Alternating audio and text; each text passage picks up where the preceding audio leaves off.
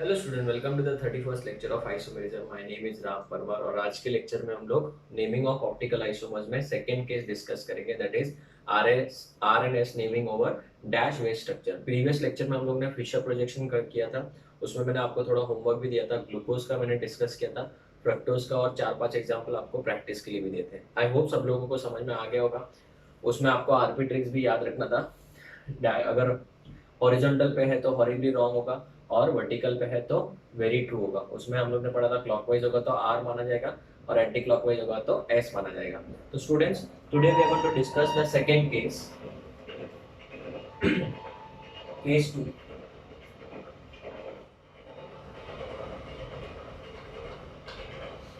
RNS naming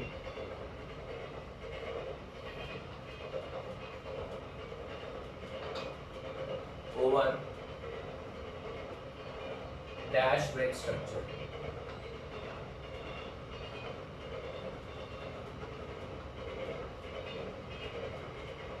ठीक है, R and S naming over dash wave structure, ये आपका केस 2 हो जाएगा। बराबर। डैश वेव स्ट्रक्चर में आरएनएस नेमिंग किस तरीके से की जाती है? वापस से सेम, क्लॉकवाइज होगा तो आर बोलेंगे, एंटी क्लॉकवाइज होगा तो एस बोलेंगे, राइट। बट इसमें भी बच्चों सबसे पहले हम लोग आरपी ट्रिक ले लेते हैं। ठीक है, आरपी ट्रिक ना। सबसे पहली बात तो ये, डैश वेज स्ट्रक्चर कुछ इस टाइप का होता है। देखिए ध्यान से, ये है आपका डैश वेज स्ट्रक्चर। बराबर, इसको बेटा डैश वेज स्ट्रक्चर बोलते हैं। बराबर, इस वाले बॉन्ड को, ये प्लेन के पीछे जा रहा है, इसको क्या बोलेंगे? Dash bond. इसको वेज, और इन दोनों बॉन्ड्स को बेटा नॉर्मल बॉन्ड्स बोलते हैं। नॉर्मल, नॉर्मल मतलब इसमें कोई डैश नहीं, कुछ वेज नहीं, ऐसा। ठीक है। सो अभी ध्यान से सुनो, ट्रिक ये है। Trick number 1, if lowest priority group, lowest priority group is on wedge, तो बच्चों जो भी आपका आंसर आ रहा है, आर या एस आ रहा है, वो रॉन्ग है। कैसे याद रखोगे? वेज में डब्ल्यू है तो रॉन्ग। ठीक है। दूसरा क्या है? अगर वो डैश पे है तो डी फॉर डैम ट्रू। ये मैंने ट्रिक्स अपने बनाए हुए हैं, ठीक है ना। डैश पे होगा तो डैम ट्रू, वेज पे है तो रॉन्ग है बेटा। इस तरीके से यार। सर अगर नॉर्मल लाइन पे होगा तो वो अलग स्पेशल केस है बेटा, उसमें थोड़ा सा दिमाग लगाना पड़ेगा, मैं बताऊंगा, डोंट वरी। तो स्टूडेंट्स क्या सीखने को मिला? अगर lowest priority group, lowest priority group मतलब कौन सा ग्रुप? फोर्थ ग्रुप, है ना। अगर मैं फोर्थ ग्रुप की बात करूं तो फोर्थ ग्रुप अगर कहाँ पे है? वेज पे है तो वो रॉन्ग है, और डैश पे है तो डैम ट्रू है। अभी एग्जांपल से अपन डिस्कस करते हैं। एग्जांपल्स, पहले मैं ऐसे एग्जांपल लूंगा जिसमें नॉर्मल लाइन पे फोर्थ ग्रुप ना आए, ठीक है, उसका अलग से सिखाना पड़ेगा। ये देखो, सपोज ये आपका कंपाउंड है, यहाँ पे COOH है, यहाँ पे Cl है, समझो। यहाँ पे अगर मैंने चाहा तो समझो OH लिख दिया, और डैश पे लिख दिया मैंने H लिख दिया, है ना बच्चों। अभी इसका कैसे नेमिंग करेंगे बच्चों? अगर मुझे पता पूछा है कि आरएनएस पता करो, तो सबसे पहले मार्किंग करेंगे 1 किसको? क्लोरीन को मार्क करेंगे ऑब्वियसली। 2 नंबर किसको मार्क करेंगे? ऑब्वियसली ऑक्सीजन को। फिर 3 इसको मार्क करेंगे, और लास्ट में बच्चा 4, ये वाला ना। फोर्थ वाला जो है डैम ट्रू है, डैश पे है ना, तो डैम ट्रू मतलब जो आंसर आएगा वो राइट होगा। तो 1 से किधर जाऊंगा बच्चों? मैं 2 पे जाऊंगा, और 2 से किधर जाऊंगा? 3 पे जाऊंगा। सो 1 से 2 और 2 से 3, ये क्या हो रहा है? एंटी क्लॉकवाइज जा रहा है कि क्लॉकवाइज जा रहा है? Anti clockwise. तो इसका कॉन्फ़िगरेशन हो जाएगा S. Okay, that's it, nothing else. Example number 2, don't worry, will take number of examples. ठीक है। सपोज मेरे पास ये वाला स्ट्रक्चर आ गया, यहाँ पे H है, यहाँ पे ब्रोमीन है, यहाँ पे CHO अल्डिहाइड है, और यहाँ पे समझो मैंने लिख दिया, चलो क्लोरीन डाल देते हैं, है ना। चारों ग्रुप अलग है, मतलब it is asymmetric carbon atom. चलो बताओ मार्किंग कैसे करेंगे? हाइड्रोजन को कुछ आए ना, इतना तो पता है, ये 4 है ना। ब्रोमीन को क्या मार्क करेंगे, 1 मार्क करेंगे, इन भाई साहब को 2 मार्क करेंगे, इनको 3 मार्क करेंगे, है ना। चलिए फिर क्या करना चाहिए बताओ, 1 से किधर जाएंगे 2, और 2 से किधर जाएंगे 3 जाएंगे बेटा। तो ये तो क्लॉकवाइज हो रहा है कि एंटी क्लॉकवाइज हो रहा है, क्लॉकवाइज। तो लिखना क्या चाहिए हम लोगों ने, आर। बट अभी फोर्थ प्रायोरिटी ग्रुप कहाँ पे है, वेज पे है, वेज पे मतलब रॉन्ग है। तो इसका मतलब इसका आंसर आर रॉन्ग है, और एस हो जाएगा इसका राइट आंसर, इस तरीके से, और कुछ नहीं बेटा, ठीक है ना। तो अगर मैं बात करूं नेक्स्ट एग्जांपल्स की, आप लोग सॉल्व करो अभी, चलो। Third example start. राम भरोसे नहीं बैठना बेटा, मैं तो आंसर बताऊंगा ही सबके, बट कुछ समय के बाद। पहले आप लोग लिखो, सॉल्व करो।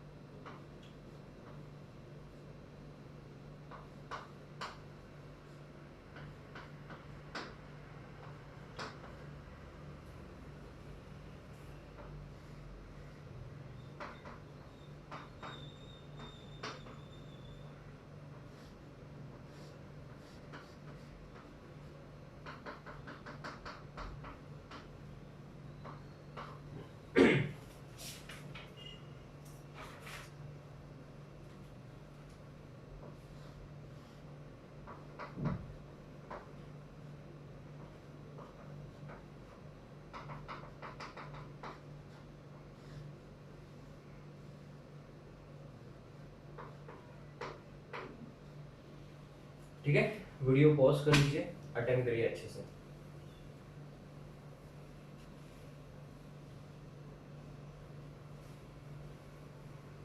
हो गया, चलो स्टार्ट करते हैं फिर। अगर हम लोग बात करें थर्ड एग्जांपल की, तो यहाँ पे 4 आएगा, ठीक है ना। Oxygen definitely will be marked as 1, this will be marked as 2, CIP rule ही फॉलो करना है और कुछ नहीं करना है। 3 है ना।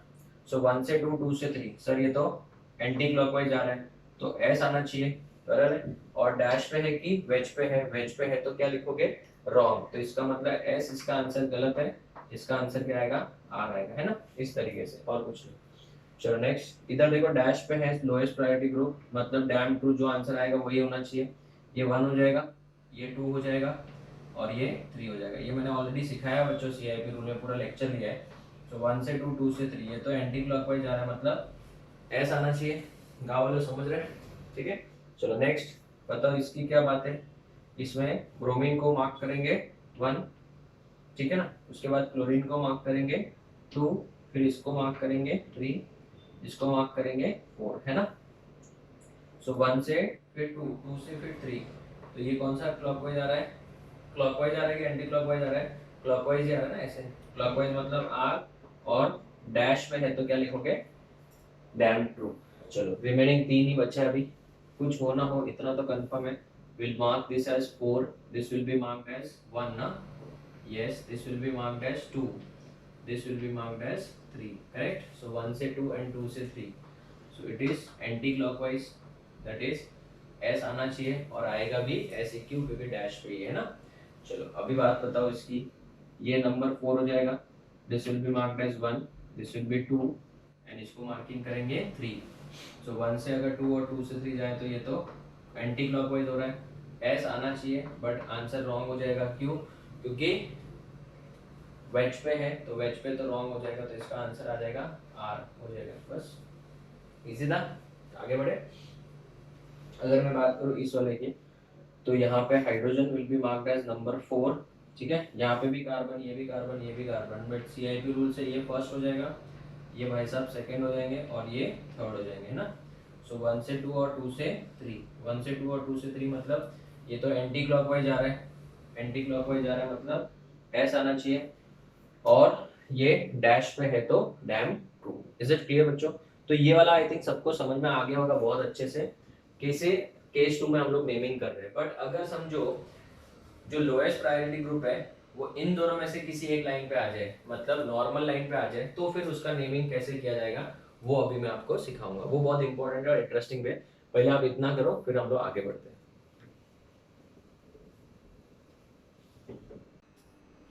ओके स्टूडेंट, सो ये स्पेशल केस इसको नोट में डाल देता हूँ। If the lowest priority group is present on the normal line, ठीक है, then use the concept of group interchange law. अब ये ग्रुप इंटरचेंज लॉ क्या है वो आपको नहीं आता है, मैं अभी सिखाऊंगा आपको, एकदम ध्यान से सुनो बच्चों। ग्रुप इंटरचेंज लॉ क्या होता है वो देखते हैं। सपोज मेरे पास एक कंपाउंड है, ध्यान देना बच्चों, ये मेरे पास एक कंपाउंड है, बराबर। आप बताओ, ये COOH है, यहाँ पे H है, यहाँ पे OH है, और यहाँ पे समझो Cl है ना, ठीक है सर। अभी आप बताओ इसका कॉन्फ़िगरेशन क्या होगा, what will be the configuration of this. इस A का कॉन्फ़िगरेशन क्या होगा, दिस इज स्ट्रक्चर A समझो, इसका कॉन्फ़िगरेशन कैसे निकालेंगे, this will be marked as 4, इसको मार्क करेंगे 1,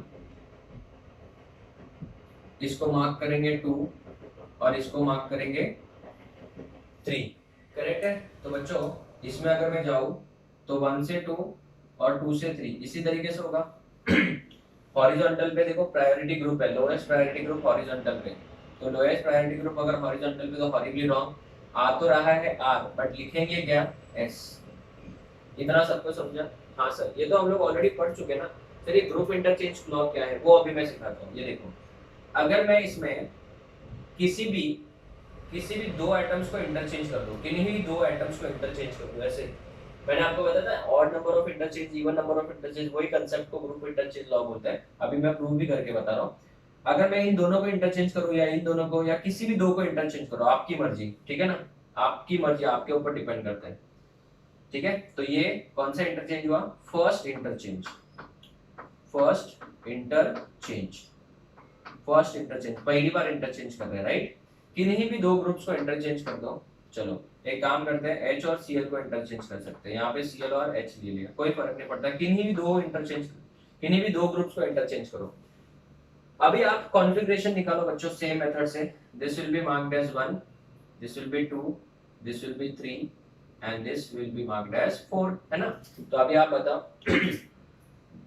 1 से 2 और 2 से 3, अभी ये क्या आ रहा है, R आ रहा है, और लिखेंगे भी R ही, लिखेंगे भी R ही, क्यों, क्योंकि वर्टिकल पे है। तो क्या सीखने को मिला, मेरा आंसर देखो, मेन कंसेप्ट ये है कि एक बार इंटरचेंज करने से, लिसन टू मी केयरफुली बच्चों, एक बार इंटरचेंज करने से कॉन्फ़िगरेशन उल्टा हो जाता है। मतलब अगर वो S था तो R हो जाएगा, और अगर R है तो S हो जाएगा बेटा, सिंपल है। कितनी बार इंटरचेंज करने से, एक बार इंटरचेंज करने से, इसी को ग्रुप इंटरचेंज लॉ बोलते हैं। अभी मैं आपसे एक क्वेश्चन पूछता हूं, सपोज ये स्ट्रक्चर को मैं मार्क करूं A and this structure will be marked as B। बच्चों बहुत ध्यान से सुनना, बहुत इंटरेस्टिंग पॉइंट बोलने जा रहा हूं मैं, बहुत इंटरेस्टिंग पॉइंट। इमेजिन करो एग्जाम में आपको यहाँ पे S की जगह पे X लिख के दिया, X क्या लिख के दिया, X, और लिखा है एरो पे एक इंटरचेंज, फर्स्ट इंटरचेंज, और यहाँ पे लिखा हुआ है R, और पूछा है आपको कि बताओ इसका कॉन्फ़िगरेशन क्या है। सर सिंपल है ना, अगर ये R है तो पक्का ये क्या होगा, S ही होगा। क्यों, क्योंकि एक बार इंटरचेंज करेंगे तो कॉन्फ़िगरेशन उल्टा होता है, ठीक है ना, मतलब R का S और S का क्या हो जाएगा R। सर अगर दो बार इंटरचेंज करेंगे तो, मैंने बोला था ना इवन नंबर ऑफ इंटरचेंज तो सेम कंपाउंड मिलेगा। तो सेकंड इंटरचेंज करोगे, सेकंड क्या करोगे बेटा, इंटरचेंज करोगे तो आपके पास जो कंपाउंड है वही कॉन्फ़िगरेशन मिलेगा, भले देखने में थोड़ा हुलिया चेंज हो जाएगा लेकिन कॉन्फ़िगरेशन वही सेम रहेगा। अभी आप किन्हीं भी दो को इंटरचेंज कर दो, इन दो को इंटरचेंज करो या इन दोनों को इंटरचेंज, आपकी मर्जी। चलो मैं यहाँ पे Cl ले लेता हूँ, यहाँ पे COH लेता हूँ, यहाँ पे OH ही रहने देते हैं और यहाँ पे H ले लेते हैं, है ना। तो अभी आप बताओ, इंटरचेंज मारो। This will be marked as 1, इसको मार्किंग करो 2, इसको मार्क करो 3 और इसको मार्क करो 4। अभी बताओ 1 से 2 और 2 से 3, ये देखो एंटी क्लॉकवाइज जा रहा है और लिखेंगे भी एस ही, क्यों? क्योंकि लोएस्ट प्रायोरिटी ग्रुप कहाँ पे है बेटा? वर्टिकल पे, वेरी ट्रू। तो मेरा आपसे एक सवाल क्या सीखने को मिला, ये देखो ये भी एस और ये भी एस, भले दिखने में थोड़े अलग है, तो एग्जाम में क्या करने का, कॉन्फ़िगरेशन निकालने का, चेक करने का, अगर सेम आ रहा है मतलब सेम कंपाउंड है, भले दिखने में क्यों नहीं अलग हो। तो आपसे एक क्या सीखने को मिला कि अगर मैं इवन नंबर ऑफ इंटरचेंज करूं, मैंने जो पहले भी सिखाया था, odd number of interchange, odd number of interchange, अगर मैं ऑड नंबर ऑफ इंटरचेंज करूं तो क्या होगा? कॉन्फ़िगरेशन इन्वर्ट होता है, इन्वर्ट मतलब उल्टा होता है, कॉन्फ़िगरेशन गेट्स इन्वर्टेड, इन्वर्टेड मतलब जो है उसका उल्टा हो जाएगा। इवन नंबर ऑफ इंटरचेंज करो, इवन नंबर ऑफ इंटरचेंज, अगर मैं इवन नंबर ऑफ इंटरचेंज करूं तो कॉन्फ़िगरेशन गेट्स और configuration remains same, configuration remains same, configuration same ही रहेगा, उसमें कोई चेंज नहीं आएगा, एकदम सिंपल। तो याद रखना, इवन नंबर ऑफ इंटरचेंज और odd number of interchange. Sir ये कहां से कहां लेके आ गए आप हमको? अभी मैं आपको बताता हूँ इसका रीजन। अगर मुझे क्वेश्चन में पूछ लिया, देखना ध्यान से, अगर मुझे ये पूछ लिया कि बताओ ये 1H है, यहाँ पे OH है, यहाँ पे मैंने लिख दिया Cl और यहाँ पे मैंने लिख दिया बच्चों CH3 लिख दिया, चलो ठीक है। अभी अगर मैं इसका आपको बोलूंगा कि पता करो ये R और S है, कौन सा वाला है, तो मुझे बताओ क्वेश्चन में क्या लिखा है? R लिखा है और क्या लिखा होगा? S, इन दोनों में से कौन सा है ये पता करना है, ये R और है या S है। अभी गड़बड़ क्या हो गई बच्चों हमारे से? गड़बड़ हमारे से नहीं हुई बेटा, उन्होंने आपके लिए थोड़ा सा डिफिकल्ट सवाल क्या बना दिया कि जो लोएस्ट प्रायोरिटी ग्रुप है, यहाँ पे लोएस्ट प्रायोरिटी ग्रुप देखने जाए तो यही है। अब ये कौन से लाइन पे है? नॉर्मल लाइन पे है, नॉर्मल पे है, तो फिर तो आप डायरेक्ट निकाल ही नहीं सकते, कोई ट्रिक ही नहीं है। तो फिर क्या करेंगे? We use group interchange law, then we can use group interchange law, या फिर सबसे पहले बेस्ट एक ही करो ना, फर्स्ट इंटरचेंज ही मार दो, फर्स्ट इंटरचेंज। अभी इंटरचेंज किसके साथ किसको करोगे? ऑब्वियसली लोएस्ट प्रायोरिटी ग्रुप को हमेशा डैश के साथ ही करो, वेज के साथ भी कर सकते हैं, वेज जाएगा तो रॉन्ग, फिर वापस उल्टा लिखना पड़ेगा। इससे अच्छा हमेशा लोएस्ट प्रायोरिटी ग्रुप को किसके साथ इंटरचेंज करोगे? डैश के साथ इंटरचेंज करो। तो अगर मैं इसको डैश के साथ इंटरचेंज करता हूँ बच्चों, ध्यान देना, बहुत इंपॉर्टेंट है, बहुत अच्छा भी है, केमिस्ट्री इज वेरी सिंपल। अगर मैं इन दोनों को इंटरचेंज करूँ, बराबर है, बाकी सेम रहने दे रहा हूँ, सेम जो एज इट इज है वही लिख रहा हूँ, यहाँ पे OH है ना, इधर भी OH ही लिख रहा हूँ, है ना। तो मेरा आपसे एक सिंपल सवाल है, भले मेरे को इसका रूल्स पता नहीं है बट इसका रूल तो पता ना यार, इसको नंबर करूंगा 4, इसको मार्क करूंगा 1, इसको मार्क करूंगा 2 और इसको मार्क करूंगा 3, करेक्ट है। सो 1 से 2 और 2 से 3, ये क्या आ रहा है बच्चों? एंटी क्लॉकवाइज, मतलब S आ रहा है ना। सो ये अगर S है, दिमाग लगाओ, मैं कुछ नहीं बोलूंगा अभी, बोलो।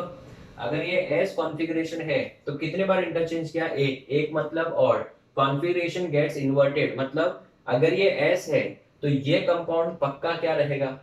R रहेगा, वेरी गुड। तो इसमें से आंसर आ जाएगा आपका R, S नहीं। दोनों सेम कैसे हो सकते हैं? सेम कब होता है? जब इवन नंबर ऑफ इंटरचेंज करते हैं। तो इस तरीके से फाइंड आउट करना है। तो अभी डैश के ऊपर, वेज के ऊपर वाला रहेगा तो कोई भी केस डिस्कस कर सकते हैं हम लोग। एक एग्जांपल या 2 एग्जांपल और लेते हैं, चलो आप बताओ, इसका ट्राई करो सब लोग, रेडी? अरे गाँव वालों, रेडी और नॉट? Yes sir. आप हमको गाँव वाले मत बोलो, तुम लोग चिढ़ते हो तो मैं और चिढ़ाऊंगा, और कुछ नहीं, ठीक है। समझो परीक्षा में ये दे दिया, ठीक है ना, गाँव वालों से ऐसे बात करते हैं ना, परीक्षा में ये दे दिया तो इसका कॉन्फ़िगरेशन कैसे निकालोगे? या R है या S है? वापस गड़बड़ है, देखो ये लोएस्ट प्रायोरिटी ग्रुप कौन से नंबर पे आ गया?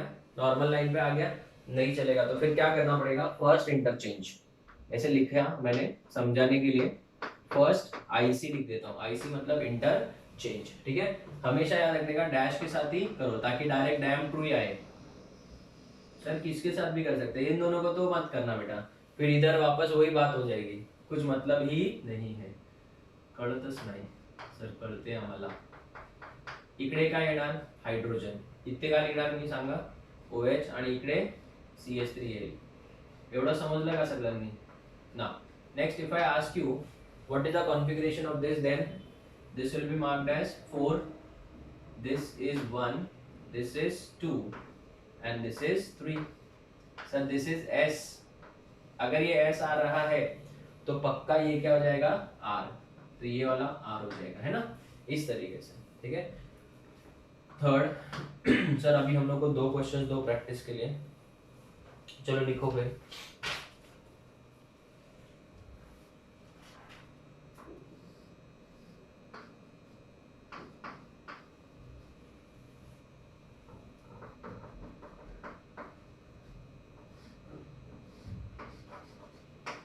एक ये वाला सॉल्व करो.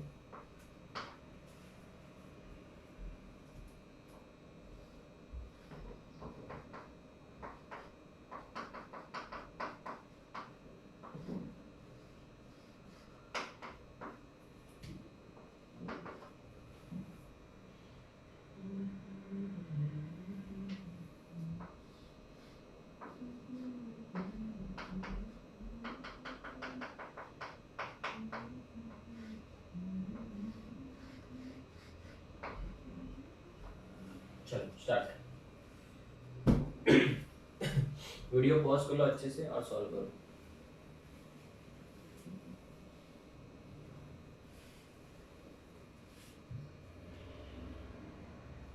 चलो रेडी ना. अभी कैसे सिलेक्ट करेंगे, ये देखो लोएस्ट प्रायोरिटी ग्रुप है यही वाला. तो सबसे पहले फर्स्ट इंटरचेंज मारना पड़ेगा. इंटरचेंज करेंगे तो यहाँ पे COH ही रहेगा. यहाँ पे इन दोनों को इंटरचेंज करो. कोई भी 2 ग्रुप को इंटरचेंज कर सकते हैं, ऐसा नहीं दूर गया तो नहीं हो सकता है, ऐसा नहीं होता है. और यहाँ पे क्या आएगा, अभी भी CH3 आएगा, है ना. अभी बताओ इसमें कैसे करेंगे, मार्किंग करो. This will be marked as 4, this will be marked as 1, ये 2 और ये 3. एक्चुअल में देखने जाए तो हमारा आंसर आ रहा है R आ रहा है, तो पक्का ये क्या हो जाएगा, S. हो गया, सो सिंपल, है ना. चलो अभी इसमें क्या करेंगे, इसमें इंटरचेंज करना पड़ेगा कि नहीं, I don't know. Bromine sorry iodine 1, ये 2, ये 3, ये 4 करना ही पड़ेगा पक्का. तो फर्स्ट इंटरचेंज अभी एरो पे मैं लिखने रहा हूँ, आप लोग समझ के लो. फर्स्ट इंटरचेंज एरो पे लिखना सब जगह, ठीक है. अभी इन दोनों को इंटरचेंज कर दो. अगर मैं इन दोनों को इंटरचेंज कर रहा हूँ तो इस तरीके से होगा वो, है ना. तो यहाँ पे क्या आ जाएगा, ब्रोमीन और यहाँ पे फ्लोरीन, यहाँ पे क्लोरीन और यहाँ पे आयोडीन, है ना. वो तो सेम ही था. बताओ यहाँ पे इसको मार्क करेंगे 4, ये मार्क करेंगे 1, ये मार्क करेंगे 2, ये मार्क करेंगे 3. ये एंटी क्लॉकवाइज S आ रहा है तो ये हो जाएगा R. हो गया, इजी. चलो नेक्स्ट, ये नंबर 4 वापस प्रॉब्लमेटिक है तो इंटरचेंज करो. फर्स्ट इंटरचेंज ही करेंगे, तो फर्स्ट इंटरचेंज करेंगे तो क्या होगा,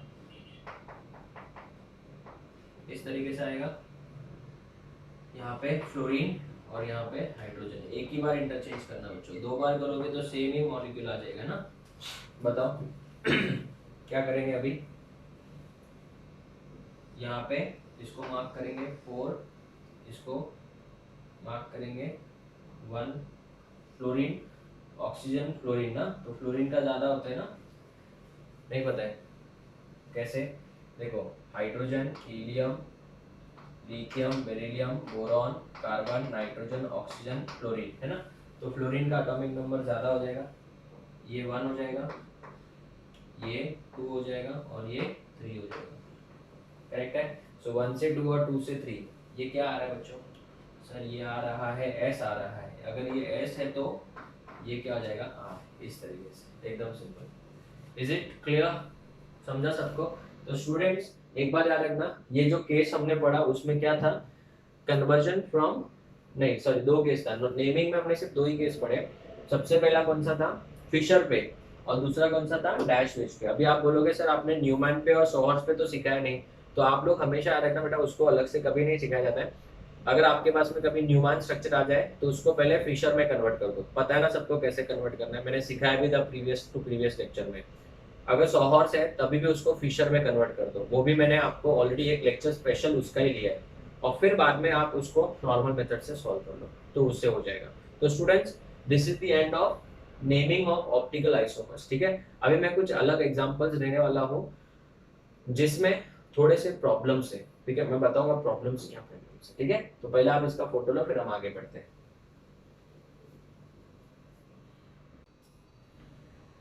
ओके स्टूडेंट्स, सो अभी हम लोग एक दो एग्जांपल्स ऐसे लेंगे जो हमको शॉक करेंगे। सर कैसे शॉक करेंगे? अगर मैं एक एग्जांपल लूं, ये वाला फिशर प्रोजेक्शन है,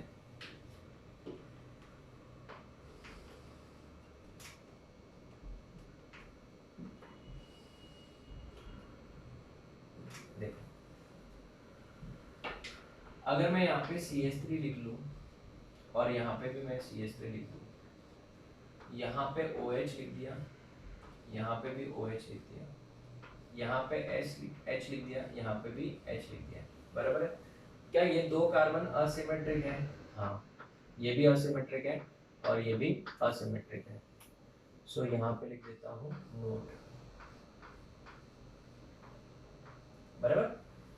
कुछ इंपॉर्टेंट है, प्लीज ध्यान से सुनना सब लोग। अगर मैं इस कार्बन के ऊपर ऑप्टिकल आइसोमेरिज्म का नेमिंग स्टार्ट करता हूँ, सो ये तो सबको पता है, इसको 4 मार्क करेंगे, इसको मार्क करेंगे 1, इस वाले कार्बन और इस वाले कार्बन में इसको मार्क करेंगे 2 और इसको मार्क करेंगे 3, है ना? हॉरिजॉन्टल पे तो हॉरिबली रॉन्ग आएगा, 1 से 2, 2 से 3, तो ये क्या आ रहा है? आ तो रहा है R, पर लिखेंगे क्या सर? S लिखेंगे, और क्या? ठीक है ना, हो गया सर, परफेक्ट। आगे बढ़ूं मैं, ध्यान देना। अभी ये वाले कार्बन की बात करूं, कुछ होना हो इधर मार्क करेंगे 4, इसको मार्क करेंगे 1, इसको मार्क करेंगे 2 और इसको मार्क करेंगे 3, है ना? सो ये भी वापस हॉरिजॉन्टल पे हॉरिबली रॉन्ग, 1 से 2 और 2 से 3, ये क्या आ रहा है? S आ रहा है, लेकिन लिखेंगे R, बराबर बच्चों? ना अभी आप बोलो, क्या ये कंपाउंड ऑप्टिकली एक्टिव है या नहीं है? सर ऑप्टिकली एक्टिव है ना, देखो ना असिमेट्रिक कार्बन दो दो है। तो students let me tell you one thing, this compound is optically, क्या लिखूंगा, बोला था ना बहुत इंपॉर्टेंट है, ध्यान देना, it is optically inactive. Sir इसमें तो दो दो असिमेट्रिक कार्बन है, और आपने बोला था ना असिमेट्रिक कार्बन एटम होगा तो पक्का वो ऑप्टिकली एक्टिव होता है। तो मैंने बोला था ना असिमेट्रिक कार्बन एटम होगा तो ऑप्टिकली एक्टिव होगा, मैंने ये नहीं बोला था कि बहुत सारे असिमेट्रिक कार्बन होगा तभी भी ऑप्टिकली एक्टिव होगा, मैंने बोला असिमेट्रिक कार्बन होगा तो ऑप्टिकली एक्टिव होगा। आज से बेटा माइंड में एक चीज बहुत अच्छे से फिट कर लो, बोलो क्या? ये कि अगर किसी कंपाउंड में सिर्फ एक ही असिमेट्रिक कार्बन है, सिर्फ एक, तो टेंशन लेने वाली बात ही नहीं है, तो टेंशन लेने वाली बात ही नहीं है, वो हमेशा ऑप्टिकली एक्टिव होगा। लेकिन अगर किसी कंपाउंड में एक से ज्यादा असिमेट्रिक कार्बन है तो वो कंपाउंड ऑप्टिकली एक्टिव भी हो सकता है और इनएक्टिव भी हो सकता है। सर ऐसे कैसे? लेकिन ये तो लाइट के डायरेक्शन को रोटेट कर रहा है ना, ये एस और R. Let me tell you one thing, ये जो है वो एक दूसरे के ऑप्टिकल आइसोमेरिज्म को कैंसिल करेगा। बोलो क्यों?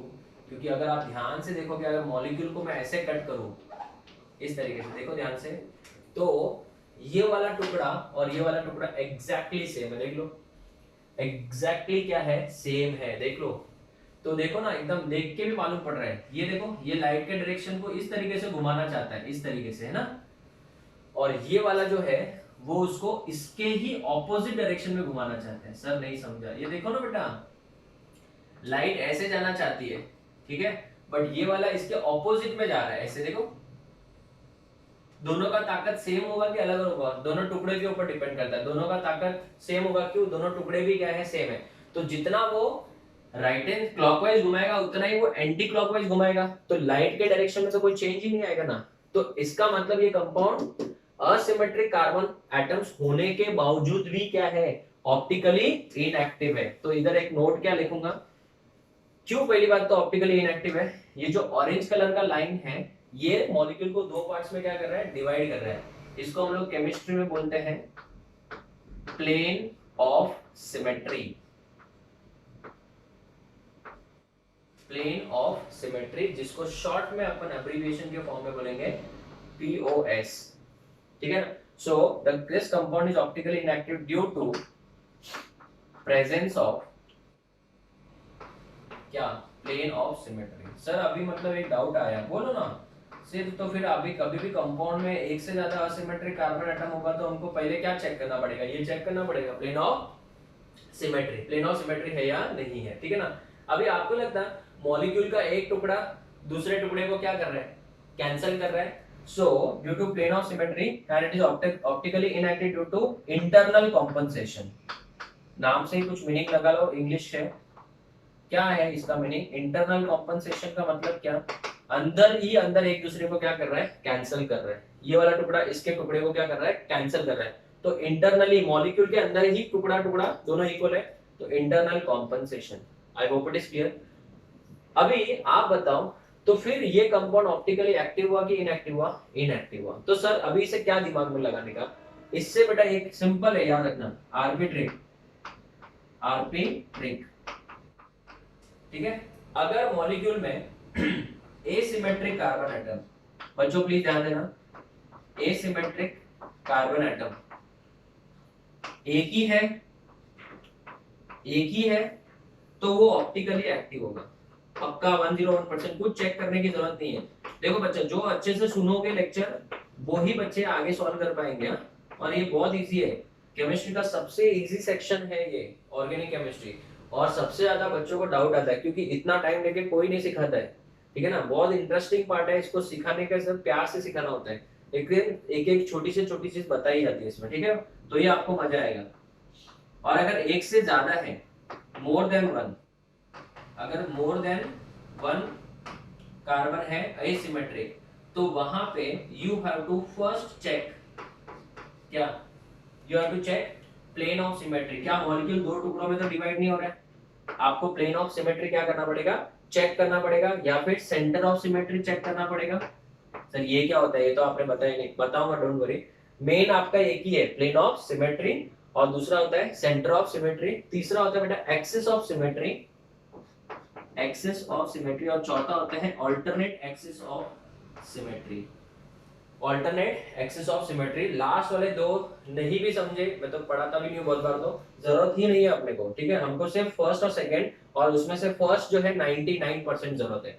तो आप लोग भले नाम याद रखने के लिए रख लो, plane of symmetry, centre of symmetry, लिखना चाहो तो लिख लो, एक्सिस ऑफ सिमेट्री और अल्टरनेट एक्सिस ऑफ सिमेट्री। तो ये कब आएगी प्रॉब्लम्स, ये चेक कब करने का, जब मॉलिक्यूल में एक से ज्यादा कार्बन हो। क्या एक से ज्यादा कार्बन थे, हाँ, तो एक ही कार्बन रहता तो कोई प्रॉब्लम ही नहीं थी, एक से ज्यादा कार्बन होगी तो बेटा वहां पे चेकिंग करनी पड़ेगी, ठीक है।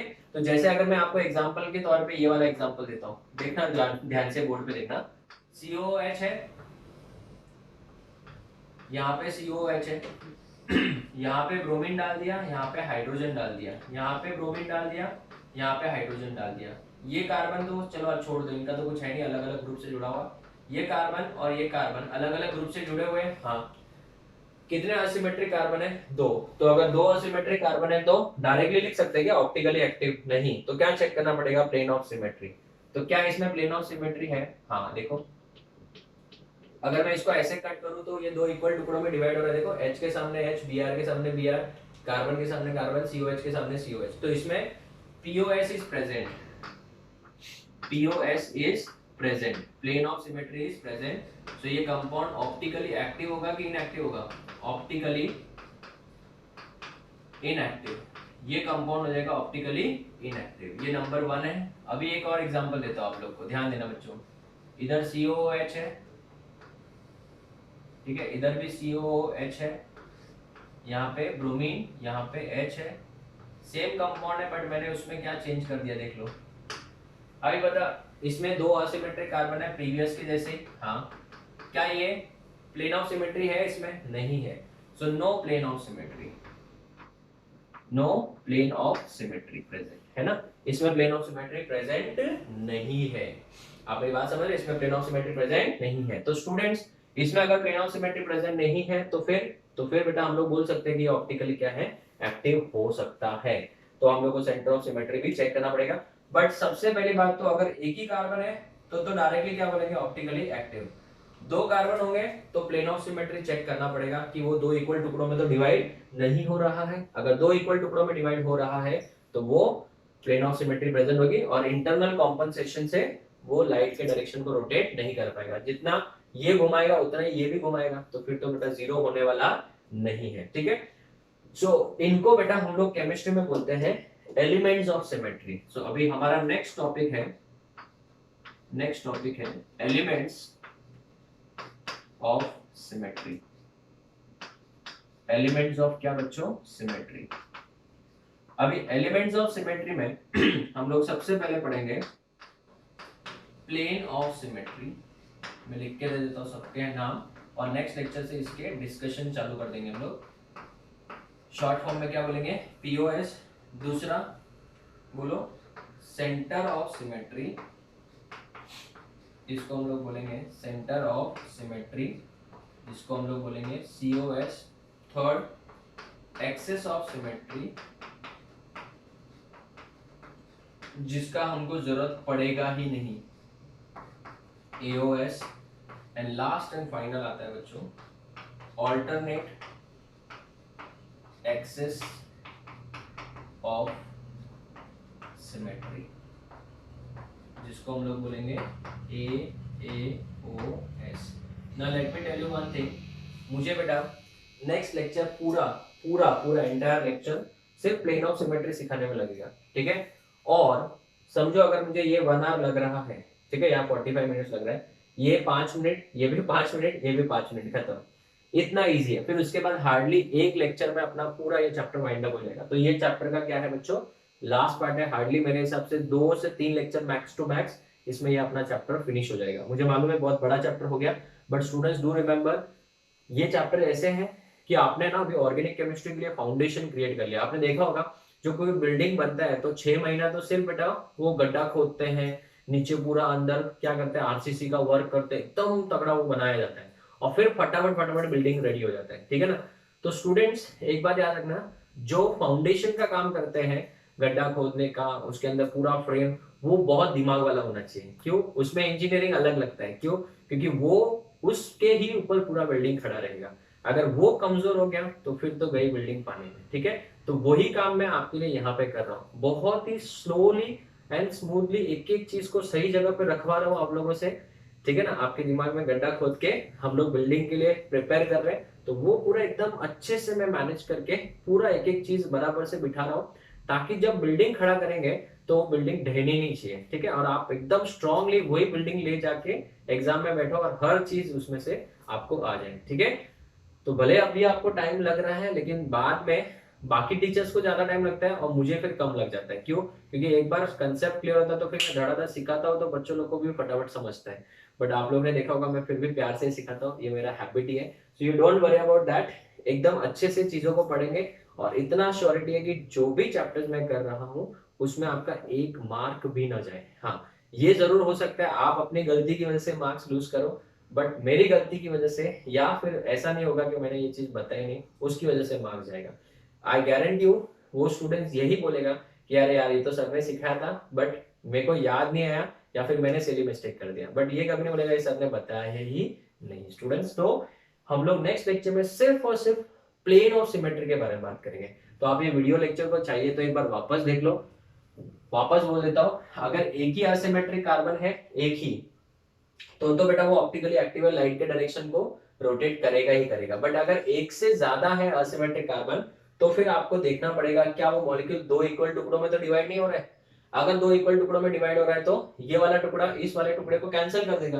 कैंसिल करेगा मतलब एक अगर लाइन को इस तरीके से घुमा रहा है तो दूसरा इसको ऐसे करेगा, ऑपोजिट फोर्स देगा, और दोनों का फोर्स एग्जैक्टली क्या रहेगा, सेम। तो वो ऑप्टिकली क्या जाएगा, inactive, due to internal compensation.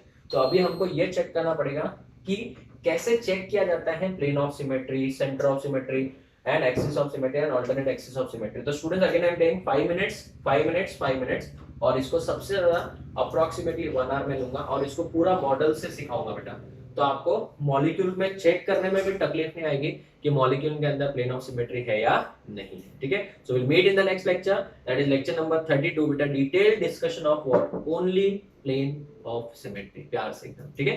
So will meet in the next lecture, till then thank you, take care students.